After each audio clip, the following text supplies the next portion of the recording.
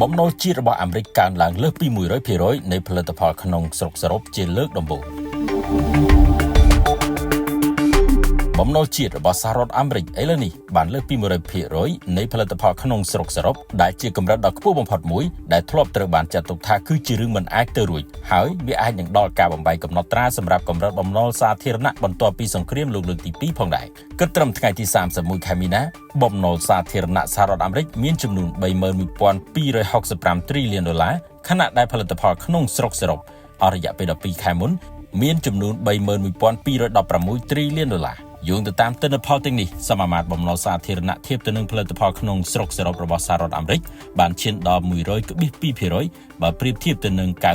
99.5% នៃចុងបញ្ចប់នៃឆ្នាំសារពើពន្ធមុននៅថ្ងៃទី30ខែកញ្ញាឆ្នាំ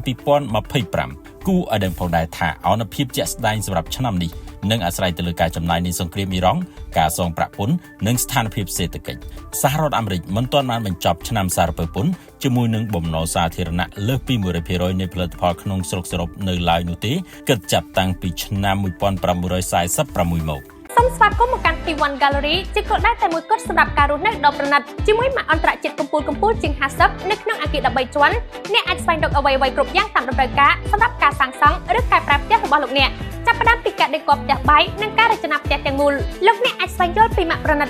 ដែលសមស្របនឹងរបៀបរស់នៅដ៏ឆើតឆាយរបស់លោកអ្នកពួកយើងក៏មានគ្រឿងសង្ហារឹមម៉ាកល្បីៗជាច្រើនមកពីបណ្ដាប្រទេសផ្សេងៗនៅលើពិភពលោករួមទាំងឧបករណ៍ប្រើប្រាស់នៅក្នុងផ្ទះទាំងមូលផងដែរ T1 Gallery ជាទីកន្លែងពោពេញទៅដោយប្រណិតភាពសោភ័ណភាពស៊ីវិល័យប្រកបដោយភាពថ្លៃថ្នូរដែលអាចធ្វើឲ្យក្តីស្រមៃលោកអ្នកខ្លាចជាការពិត